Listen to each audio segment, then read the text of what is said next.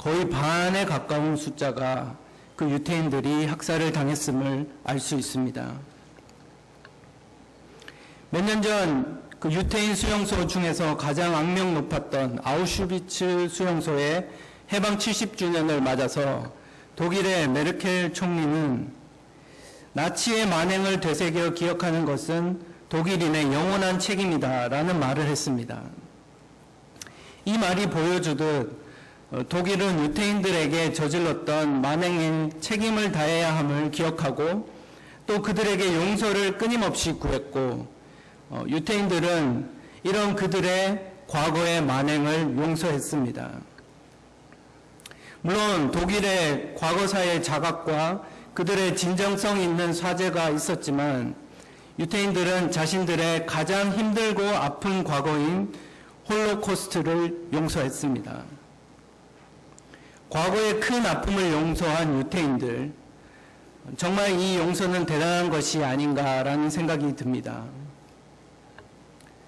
오늘 우리가 살펴보게 될 본문은 제자들이 예수님께 천국에서 누가 큰 자인지를 질문하고 예수님이 이에 대한 가르침을 주시는 내용 가운데 있습니다.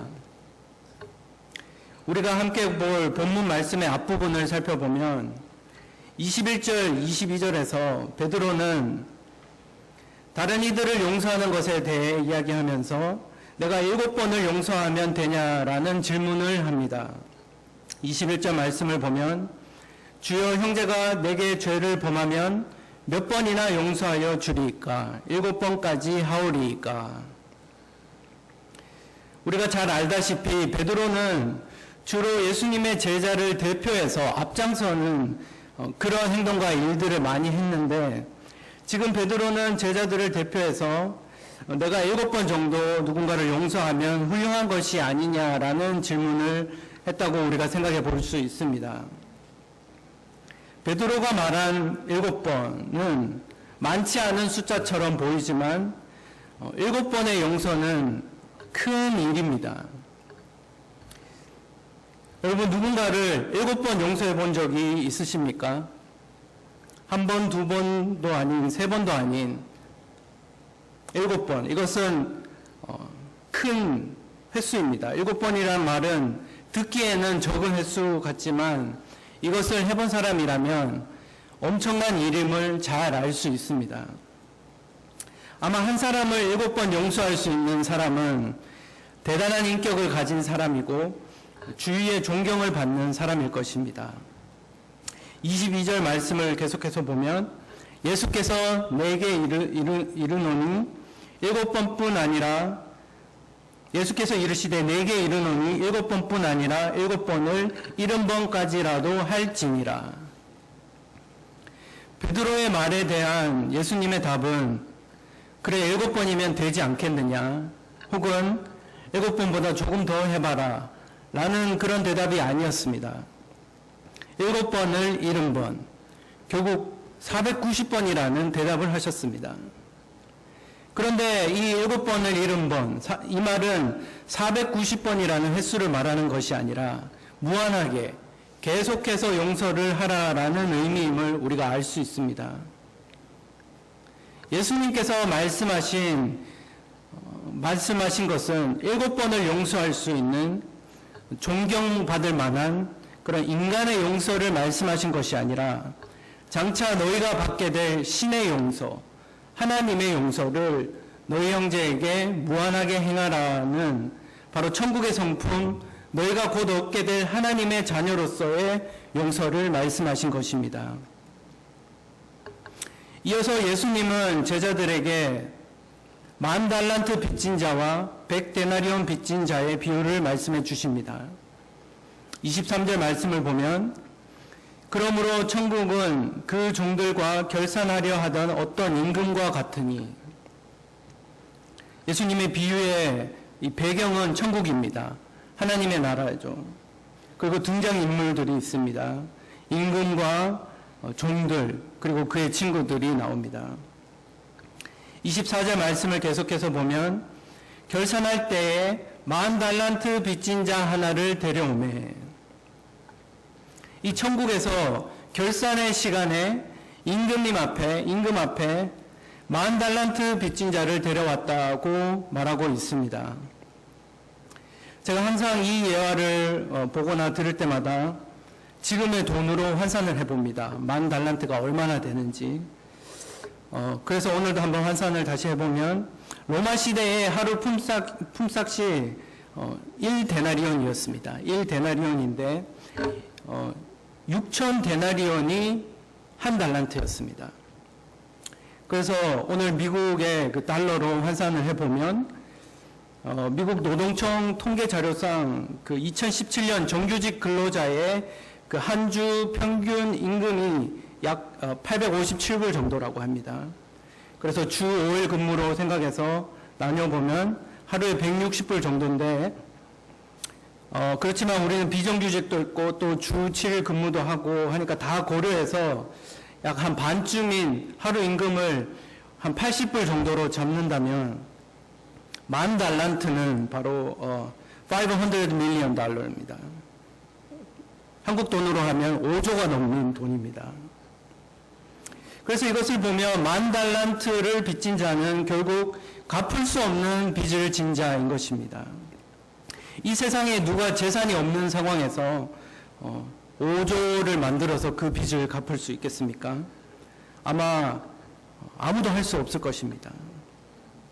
25절에서 27절까지 말씀을 보면 갚을 것이 없는지라 주인이 명하여 그 몸과 아내와 자식들과 모든 소유를 다 팔아 갚게 하라 하니 그 종이 엎드려 절하며 이르되 내게 참으소서 다 갚으리이다 하거늘 그 종의 주인이 불쌍히 여겨 놓아 보내며 그 빚을 탕감하여 주었더니 이 어마어마한 빚은 자신뿐만 아니라 가족들이 종이 되어도 갚을 수 없었고 어떤 것으로도 해결할 수 없는 가슴 아픈 그런 절망적인 상황이었습니다. 그래서 10,000달란트 빚진 자는 임금에게 자신의 능력이 없음과 빚을 해결할 수 없음을 인정하고 자비를 구했습니다. 그리고 그 주인, 임금은 그를 불쌍히 여겨서 그의 모든 빚을 탕감해 주었습니다. 주인이 그를 불쌍히 여겨서 시간을 더 주고 갚게 한 것이 아니라 아니면 그 빚 중에서 일부만 받기로 한 것이 아니라 그 빚을 완전히 탕감해 주었습니다. 이 종은 우리가 생각을 해보면 아마 빚을 진 이후로 영원히 빠져나올 수 없고 스스로 벗어날 수 없는 그 빚의 무게에 늘 눌려서 제대로 살 수 없었을 것입니다. 우리가 이 정도의 빚은 아니지만 빚을 져본 사람은 알 것입니다. 그 빚을 생각하면 밥이 소화도 잘 안 되고 그것만 생각하면 기쁘다가도 모든 기쁨이 슬픔으로 바뀌고 계속 그것을 생각하면 우울하고 내가 왜 사는가라는 생각도 들고 이 10,000달란트 빚진 자의 돈은 너무나도 큰 액수, 목숨으로도 갚을 수 없는 것이었기에 아마 주인으로부터 탕감받았을 때의 그 기쁨은 우리가 상상할 수 없는 것이지 않았을까 생각이 됩니다. 그리고 나서 그 뒷부분에 두 번째 등장인물이 나옵니다. 그 바로 10,000달란트 탕감받은 자의 동료가 나오는데 이 동료는 그 10,000달란트 탕감받은 자에게 채무 관계가 있었습니다. 28절에서 31절까지 말씀을 보면 그 종이 나가서 자기에게 100데나리온 빚진 동료 한 사람을 만나 붙들어 목을 잡고 이르되 빚을 갚으라 하매 그 동료가 엎드려 간구하여 이르되 나에게 참아 주소서 갚으리이다 하되 허락하지 아니하고 이에 가서 그가 빚을 갚도록 옥에 가두거늘 그 동료들이 그것을 보고 몹시 딱하게 여겨 주인에게 가서 그 일을 다 알리니 참으로 안타까운 일이 벌어지는 것을 볼 수 있는데 이 탕감받은 종이 10,000달란트를 탕감받은 종이 자신에게 100데나리온 빚진 자 아까 계산으로 계산해 보면 약 한 8,000달러 한국 돈으로 하면 약 900만 원 정도의 빚을 진 동료를 만나서 목을 잡고 인격을 무시하는 거죠. 그리고 빚을 갚으라고 했습니다.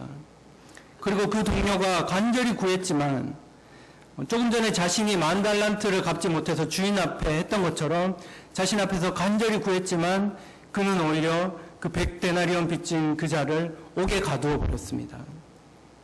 너무나 끔찍한 일이죠. 그리고 이것을 본 그의 친구들이 이 사실을 주인에게 알리게 됩니다. 그리고 나서 32절에서 35절까지 마지막 부분을 보면 이에 주인이 그를 불러다가 10,000달란트 탕감받은 종이죠. 그를 불러다가 말하되 악한 종아 내가 빌기에 내가 내 빚을 전부 탕감하여 주었거늘 내가 너를 불쌍히 여김과 같이 너도 내 동료를 불쌍히 여김이 마땅하지 아니하냐 하고 주인이 노하여 그 빚을 다 갚도록 그를 옥졸에게 넘기니라. 이렇게 비유가 끝나고 마지막 예수님의 말씀이 이어집니다. 너희가 각각 마음으로부터 형제를 용서하지 아니하면 나의 하늘 아버지께서도 너희에게 이와 같이 하시리라. 결국 10,000달란트 빚졌던 종은 주인으로부터 악한 종이라는 말을 들었고 원래 받아야 했던 그 대가인 감옥으로 가게 되었습니다. 그리고 이 비유는 마지막 예수님의 가르침, 마음으로부터 형제를 용서하지 않으면 하나님께서도 너희에게 이렇게 하시리라라는 말씀으로 끝이 납니다. 여러분은 이 예수님의 비유를 들으면서 어떤 생각을 하셨습니까? 그 사람 참 생각이 없다. 어떻게 그 큰 빚을 탕감받고도 저런 행동을 할 수가 있지? 참 못된 사람이다. 자기가 탕감받은 건 생각도 못하고 친구를 그렇게 대하다니. 정말 상대하기도 싫고 가까이 가기도 싫은 꽉 막힌 사람이다. 저렇게 자신의 모습을 보지 못하다니. 참 불쌍하다. 도대체 무엇이 저 사람을 저렇게 큰 용서를 받고도 작은 것을 용납할 수 없는 사람이 되게 했을까? 잘됐다. 고소하다. 저런 사람을 벌을 받아봐야 정신을 차리지. 혹시 여러분들은 이런 생각들을 하지 않으셨습니까? 그런데 여러분, 이것을 알고 계십니까?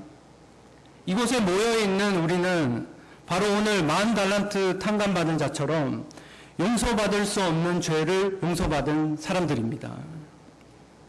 10,000달란트, 5조? 그것은 갚을 가능성이 0.000000001%라도 있는 것입니다. 하지만 우리가 예수님의 십자가를 통해 받은 죄 용서는 가능성이 0%였습니다. 우리의 힘과 노력과 혹은 전 인류가 모두 한마음 한뜻이 되어서 수천 년을 아니면 영원히 노력해도 불가능한 일이었습니다. 그런데 우리 안에 있는 죄를 깨닫고 절망 가운데 좌절하고 어찌할 줄을 몰라 고통 가운데 있는 우리에게 하나님께서는 그 해결책, 하나님의 아들 예수 그리스도의 십자가를 주셨습니다. 누구든지 이 예수님을 믿으면 멸망치 않고 영생을 얻게 하셨습니다. 죄를 용서받고 하나님의 자녀가 되게 하셨습니다. 인류 역사상 가장 큰 기쁨인 자신이 죄인임을 인정하고 하나님의 선물 구원자 예수 그리스도를 믿는 자에게 값없이 죄의 용서함을 하나님께서 허락하셨습니다. 이것은 전 인류가 영원히 그리고 가장 기뻐해야 할 일이며 우리가 성취할 수 없는 일이었습니다. 그런데 놀라운 반전은 우리가 이 10,000달란트 빚진 자보다 더 큰 탕감과 용서를 받은 바로 우리가 우리의 동료의 목을 잡고 그들을 옥에 가두는 일들을 하고 있다라는 것입니다. 방금 우리가 신랄하게 비판했던 그 10,000달란트 탕감받은 종처럼 우리는 우리 주변에 우리를 화나게 하고 짜증나게 하고 피해를 입히고 상처를 준 이들의 목을 잡고 용서를 생각하지도 않고 그들을 감옥에 가두는 일들을 아무렇지 않게 하고 있다라는 것입니다. 우리 목사님께서 이야기해 주신 손양원 목사님이 떠오릅니다. 한국전쟁 시기에 자신의 두 아들을 죽인 그 형제를 용서하고 그를 양자로 삼은 말 그대로 사랑의 원자탄 손양원 목사님. 베드로의 말처럼 형제를 7번 용서해서 과연 이 일을 할 수 있었겠습니까? 아마 어림도 없었겠죠. 부모에게 자녀가 얼마나 소중합니까? 내 목숨과도 바꿀 수 있는 것이 자녀 아닙니까? 그런데 손양원 목사님은 이 자녀를 한 명도 아닌 둘 다 죽인 그 사람을 용서하는 것에서 그치지 않고 사랑으로 그를 양자로 삼았습니다. 우리가 사람의 능력과 자연의 이치를 벗어나는 행동과 현상을 가리켜서 초능력이라고 합니다. 손양원 목사님이 보여준 그 모습은 사람들의 인격과 생각의 한계를 벗어난 초능력적인 모습이었습니다. 사람으로 할 수 있는 한계를 벗어났기 때문입니다. 어떻게 손양원 목사님이 이 일을 할 수 있었을까요? 그것은 바로 손 목사님이 2000년 전 이 땅에 일어났던 예수님의 십자가 사랑이 무엇인지 바로 알고 그것을 제대로 믿고 있었기 때문입니다. 하나님은 죄를 짓고 죄 없는 하나님과 원수된 이 세상을, 인간들을, 우리들을 사랑하셔서 하나밖에 없으신 처음부터 함께 계셨던 아들 예수님을 이 땅에 보내주셨고, 누구든지 예수님의 우리 죄를 대신하여 십자가 지심을 믿는 자마다 죄를 용서하시고 하나님의 자녀가 됨을 허락하셨습니다. 우리는 죄인임을 인정하고 예수님을 믿을 때 바로 하나님의 양자가 된 것입니다. 이 일을 손양원 목사님께서는 그대로 하신 것입니다. 왜냐하면 내가 먼저 용서받았으니까, 내가 먼저 양자가 되었으니까, 내가 하나님과 원수였지만 값없이 하나님의 자녀가 되었으니까. 손양원 목사님은 하나님의 용서하심과 우리를 양자 삼으심을 분명히 알고 그렇게 용서받은 자의 올바른 삶을 살았던 것입니다. 우리는 예수님을 믿고 하나님의 자녀가 될 때 여러 가지 변화를 경험합니다. 신분적인 변화로는 우리가 죄인이었다가 의인이 되고 어둠의 자녀, 사단과 마귀의 자녀였다가 하나님의 자녀, 빛의 자녀가 됩니다. 또한 그에 동반하는 여러 가지 변화들이 있습니다. 우리의 꿈이 변하고 목표가 변하고 가치관, 추구하는 것, 그런 기쁨과 행복의 기준 같은 것들이 바뀌게 됩니다. 또한 우리에게 환경적인 변화가 일어납니다. 우리가 속해 있던 어둠에서 떠나서 이제 빛의 자녀가 되었기 때문에 예전에는 전혀 문제 없었지만 이제 나의 적이 된 세상, 어둠의 세력, 사단과 마귀와 맞닥뜨리게 되는 것입니다. 그 안에 우리는 고립되고 그리고 동시에 영적인 전쟁이 시작되는 것입니다. 하나님의 자녀가 될 때에 우리는 삶의 모습도 변화됩니다. 예전에 나의 영적인 아버지였던 사단과 마귀의 유혹에 따라서 살아가지 않고 새로운 아버지 대신 빛 대신 하나님을 닮아가는 노력을 하게 됩니다. 그런데 우리가 신앙생활에 대한 오해나 혹은 잘 알지 못하는 부분들이 있습니다. 바로 하나님이 자녀만 되면 끝이다라는 생각입니다. 죄 용서받고 구원받았으니까 큰 산은 넘었다라는 이런 생각입니다. 여러분 혹시 왜 우리가 구원받았는지 그런 기능성의 이유를 생각해 본 적이 있습니까? 바로 하나님께서 우리를 이 땅에 빛이 되게 하셔서 하나님을 믿지 않고 자신이 죄인임을 모르는 사람들을 하나님께로 인도하기 위함입니다. 그러므로 구원은 하나님의 자녀가 되는 것이 끝이 아닌 시작이며 이 땅에서 천국의 삶을 살기 시작하게 되는 것입니다. 우리가 천국의 상을 쌓고 적에게 둘러싸여 있지만 영적인 전쟁을 승리함으로써 하나님께 영광을 돌리게 되는 것입니다. 또한 빛 대신 하나님, 아버지처럼 빛의 삶을 살아가기 시작하는 것입니다. 내 뜻과 내 계획과 내가 원하는 것과 나의 성향과 나의 기쁨과 행복을 위해 사는 것이 아니라 하나님께서 원하시는 모습, 하나님의 말씀대로 하나님의 모습을 닮아가는 삶을 살아가기 시작하는 것입니다.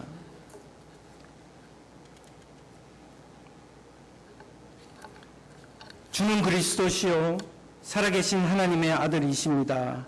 라는 베드로의 고백은 예수님의 십자가와 부활 이전에 인간이 했던 가장 위대한 고백이고 가장 예수님이 누구이신지 잘 아는 고백이었을 것입니다. 그런데 왜 베드로가 예수님이 잡히실 때 도망갔고 왜 사람들이 예수님을 아냐고 물었을 때 3번이나 모른다고 부인하게 되었습니까?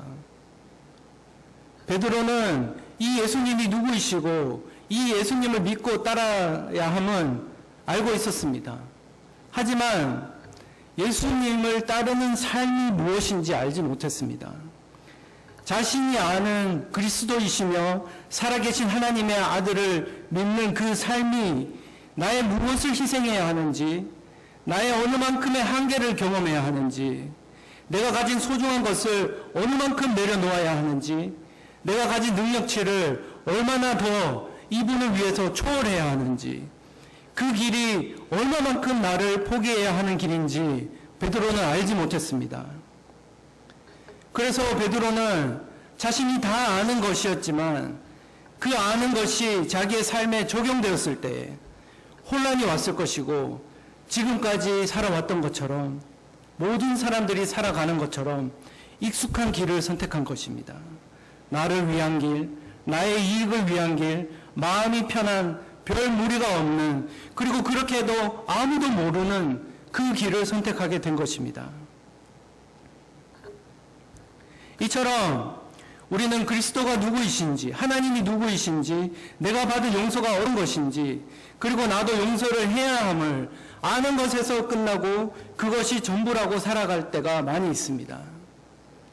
그것은 준비되지 않은 믿음이 흔들릴 수밖에 없는 모습, 그래서 하나님의 자녀로 살아갈 수 없고 결국 나는 용서받았지만 다른 이는 용서할 수 없는 자로서 살아가게 만드는 것입니다.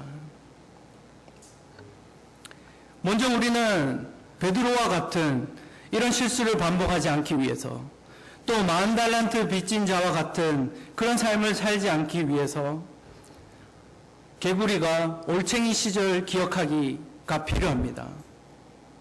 개구리가 올챙이 시절을 기억하는 것 정말 힘든 것이죠.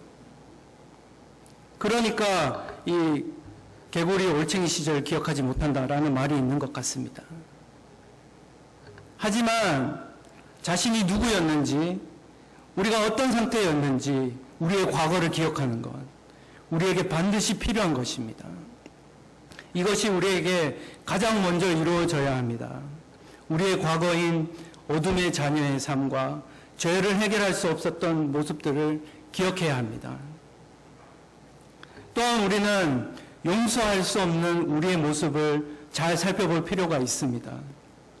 나의 기준, 나의 삶의 방식, 나의 가치관, 철학, 인생관, 내가 쌓아온 사고체계, 내가 생각하는 예의, 형식, 절차, 나의 상처, 그를 통해 만들어낸 나를 보호하는 모습, 나의 그날의 마음 상태 같은 것들이 십자가보다 더 크기 때문에 우리는 누군가를 용서할 수 없고 하나님의 자녀로서 빛의 삶을 살아가지 못하는 것을 우리가 알 수 있습니다.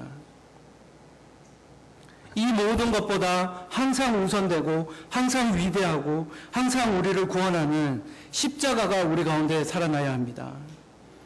십자가는 우리 신앙생활을 지속시키는 원동력입니다. 십자가는 용서와 치유의 원동력입니다. 십자가는 승리와 사랑의 원동력입니다. 우리는 이 예수님의 십자가 밑에 나아갈 때 비로소 용서와 또 영적인 겸손, 자신의 모습을 아는 것에서 오는 그 영적인 겸손이 임합니다. 십자가보다 더 큰 용서는 없고 그 앞에서 적나라한 나의 과거의 모습이 드러나기 때문입니다. 그리고 마지막으로 십자가의 삶을 사는 일은 희생과 대가, 낮아짐과 내려놓음, 하나님만 완전히 의지하는 삶이 필요한 것을 알고 준비해야 합니다. 세상에도 아직 많은 사람들이 용서를 하고 사랑을 하며 살아갑니다. 그것은 인간이 죄를 통해서 하나님께서 창조하신 인간의 원래 모습이 망가졌지만 모든 것들이 사라지지 않고 하나님의 은혜 가운데에 아직 처음 창조하셨을 때에 하나님을 닮은 성품들이 남아있기 때문입니다. 이 세상이 추구하는 그런 선한 모습을 우리가 보면서 우리는 하나님이 인간을 창조하셨음을 다시 한번 알 수 있습니다. 하지만 예수님을 통한 죄 용서를 받지 않은 이들의 선함은 하나님 보시기에 선한 것이 아닙니다. 마치 죄악으로 오염된 세상처럼 그들은 여전히 죄의 문제를 해결하지 못한 자들이기 때문입니다. 하나님의 자녀가 아닌 어둠의 자녀이기 때문입니다. 그렇다면 죄 용서받은 우리는 무엇을 해야 합니까? 어떤 삶을 살아야 합니까? 용서받을 수 없는 죄를 용서받은 자로서 겸손한 모습으로 내가 먼저 받은 그 용서를 기억하며 모든 이들을 용서하며 하나님의 사랑으로 살아가야 합니다. 하나님의 자녀로서 십자가를 기억하며 아버지 되신 하나님을 닮아서 세상의 빛으로 살아가야 합니다. 세상 속에서 어둠을 밝게 비춰서 그들을 하나님께로 인도하는 삶을 살아야 합니다. 그리고 그 빛의 삶이 요구하는 대가를 준비하고 기꺼이 치르면서 살아가야 합니다. 여러분, 지금 나는 어떤 모습입니까? 나는 과연 내 모습을 온전히 볼 수 있습니까? 나는 나의 잘못된 모습을 발견했을 때 그것을 인정하고 그것을 수정할 마음이 있습니까? 나는 과연 나의 과거를 알고 용서, 그 비청산을 감사하며 살아가고 있습니까? 나는 십자가를 통해 용서받기 전 나의 모습을 기억하고 누군가를 용서하며 살아가고 있습니까? 저는 오늘 이곳에 모인 모든 분들이 우리의 과거의 모습을 기억하고 용서받을 수 없었던 우리를 구원한 그 십자가를 붙들고 용서할 수 없었던 이들을 용서하고 하나님의 자녀로서 세상 가운데서 살아가야 하는 것이 무엇인지 분명히 알고 빛의 자녀의 삶을 살아서 세상의 모든 이들을 하나님께로 인도하는 그런 저와 여러분들이 되시기를 이 시간 간절히 소망합니다.